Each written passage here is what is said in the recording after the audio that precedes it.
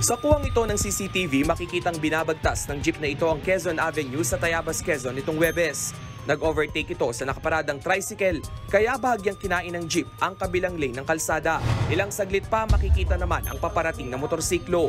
Sinubukan pang iwasan ng jeep ang motor, pero tuluyang nagbanggaan ang dalawang sasakyan.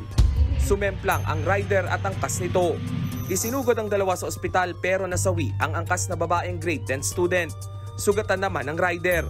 Ayon sa pulisya, nawalan ng kontrol ang motor habang pasalubong ito sa jeep.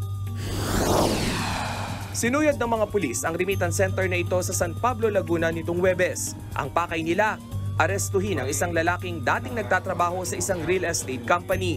Ayon sa pulisya, inireklamo ang sospek sa patuloy umano nitong pangungulekta sa kanyang biktima ng bayad sa biniling lupa sa isang subdivision. Napag-alaman ng complainant na matagal na palang wala sa kumpanya ang sospek.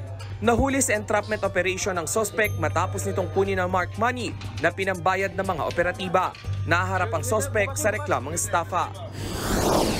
Arestado naman ang dalawang lalaking ng hold up sa isang tindahan sa Catanawan, Quezon. Ayon sa pulisya, tinangay ng mga kawatan ang higit 50,000 pesos mula sa tindahan. Nagkasa ng follow-up operation ng mga pulis para tugisin ang mga magnanakaw. Nagkabarilan pa ng habulin ng mga pulis ang mga sospek.